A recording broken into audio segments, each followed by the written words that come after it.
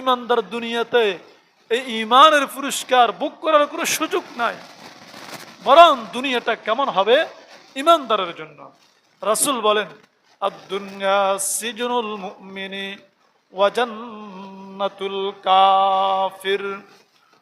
রাসূল সাল্লাল্লাহু আলাইহি ওয়াসাল্লাম বলেন, যারা ইমানদার হবে এই দুনিয়াটা তাদের জন্য কয়েদখানার মতো হবে, জেলখানার মতো হবে। আর যারা বেঈমান হবে, নাফরমান হবে, তাদের জন্যই এই দুনিয়াটা জান্নাতের মতো হবে। কারণ হইল রব্বুল আলামিন দুনিয়াতে মানুষদেরকে পরীক্ষার জন্য প্রেরণ করেছে। লিয়াবলুয়াকুম আইয়ুকুম আহসানু আমালা। আমি রব তোমাদেরকে দুনিয়াতে প্রেরণ করেছি, তোমরা কে কত ভালো আমল করো এই বিষয়টি আমি আল্লাহ পরীক্ষা করার জন্য। এখন পরীক্ষার হলে 100 জন ছাত্র প্রবেশ করেছে, 50 জনের টেনশন আছে পাশ করতে হবে, 50 জনের ফিকির আছে যদি ফেল করি আমি লজ্জিত হতে হবে, আমার অভিভাবক আমাকে তিরস্কার করবে, আমাকে ধিক্কার দিবে, আমার বন্ধু বান্ধব আমাকে লজ্জা দিবে যদি আমি পরীক্ষাতে রেজাল্ট ভালো না করি। এই মানুষগুলো যতক্ষণ পরীক্ষার হলে থাকবে ততক্ষণ তারা মাথার ভিতরে টেনশন নিয়ে এসে থাকবে। তার রাহাতের কোনো সময় নাই, বিশ্রামের কোনো সময় নাই।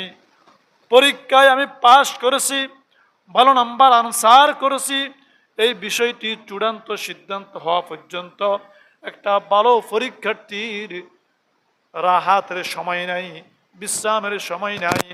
আর পরীক্ষার হলে কিছু মানুষ এমনও থাকে, কিছু পরীক্ষার্থী এমনও থাকে, পাশ করলেও কি না করলেও কি, ফেল করলে লজ্জায় পড়বো এমন কোনো টেনশন তার ভিতরে নাই।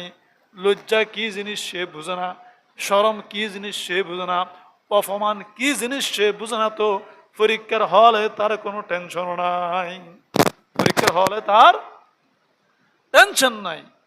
রাসূল বলেন, যারা ইমানদার হবে দুনিয়া তাদের জন্য পরীক্ষার হল। এই দুনিয়াতে তারা থাকবে মুসাফিরের মতো, এই পরীক্ষার হলে তারা সদা সর্বদা টেনশন ভোগ করবে। কদমে কদমে তাদের জন্য পরীক্ষা, কদমে কদমে তাদের জন্য পরীক্ষা। এই দুনিয়াতে আরাম আয়েশ করার, বিশ্রাম করার কোনো সময় তাদের কাছে নাই। আর যারা বেঈমান হবে, নাফরমান হবে, কাফির হবে, এদের পরকালের টেনশন নাই, আখিরাতের কোনো চিন্তা নাই। এজন্য দুনিয়াতে তারা বলে নো টেনশন ডু ফুর্তি, খাও দাও মস্তি করো, খাও দাও মস্তি করো। দুনিয়াতে তাদের কোনো টেনশন নাই। রাসূল বলেন তারা এই দুনিয়াকে